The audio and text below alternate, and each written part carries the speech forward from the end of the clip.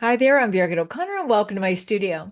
Today, we're going to keep it really simple and fun, and we're going to paint some trees. Now, you can not have a landscape behind them or a sky, or you can just have them all in the forest like that.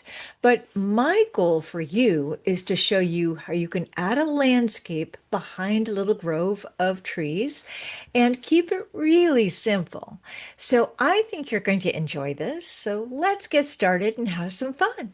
Now for this lesson, I'm going to go ahead and use the back of an old painting, and I'll be using some painter's tape. If you want more control over the tear of your tape, what you could do is put your tape on your table, put a ruler down, and then tear your tape. Now, if you're comfortable using masking, you can go ahead and take a little bit of saran wrap and crunch it up, and then dip it into the masking fluid, and then start applying it to the white paper where you want some of those lighter leaves to be.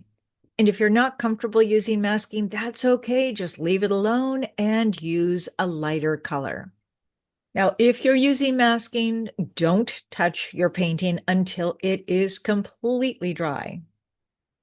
Then when you're ready, let's go ahead and add your sky in the upper right-hand corner and go around the trees. And to avoid having any really hard lines, using a damp brush, just soften the edge of color. Using our lighter yellow golden color or whatever color you prefer, it could be green, dap on some of that lighter yellow green color to where we want those leaves to be. And to give the impression of a field, apply the color to the area where you want your meadow. Then let it completely dry. And why we want it dry is so the color doesn't blend and mingle and create a big mess. Then let's go ahead and add our hills using the same basic color as our sky, only in a slightly darker value, meaning less water and a little more color. Then to make our meadow more interesting, using the same basic idea with a slightly darker value, meaning more color, less water, let's use some more of the golden color, or it could be brown, or it could be a darker yellow, or we don't want to go too dark, just we're heading in that direction. We still want enough water in our water to color ratio so we can look through the transparent layer of our color. And if you want, you could even use a blue-gray combination.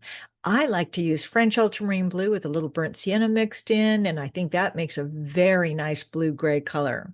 If you don't have it, basically, it's a blue and a brown.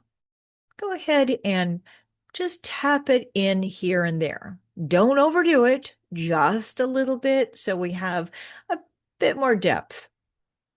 Now, before we put more leaves on there, let's remove the tape. Now, as you can see, I had some masking on this, and so I have these great big white blobs, and I don't really want that, but it's a really interesting way of reserving some of those lighter leaves. Using a new piece of saran wrap, I'm going to go ahead, dip that in my color blend, and then I'm going to go ahead and tap it on my paper. As you can see, it's not very interesting, and those giant blobs are now yellow blobs. So we need to break this up and make it more interesting.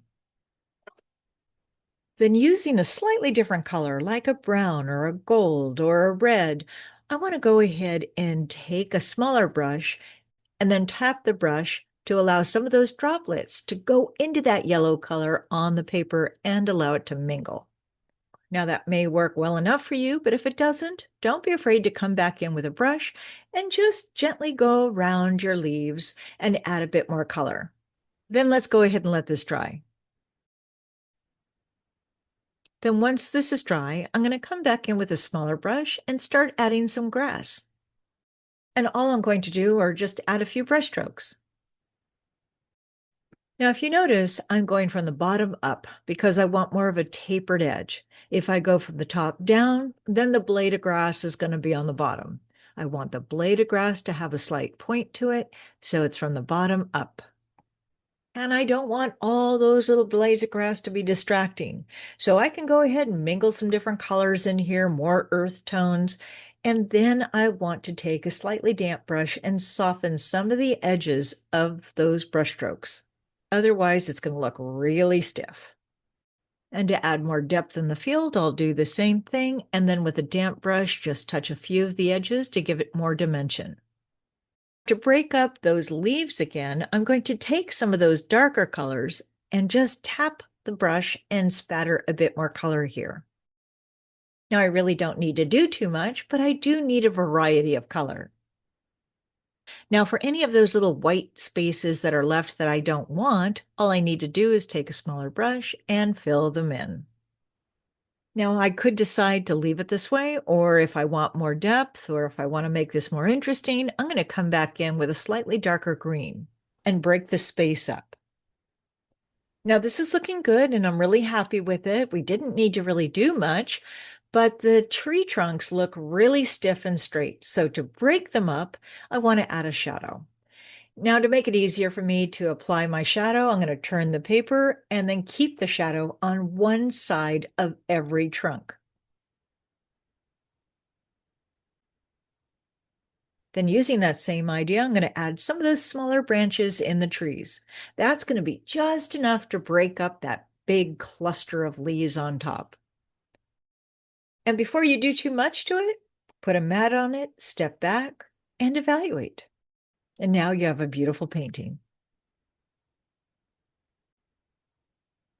Well, thank you so much for joining me today. I hope you're inspired to create your own compositions and do some exciting paintings. They can be small, they can be narrow, they can be large. There's lots of things you can do with them. So until next time, have fun and happy painting.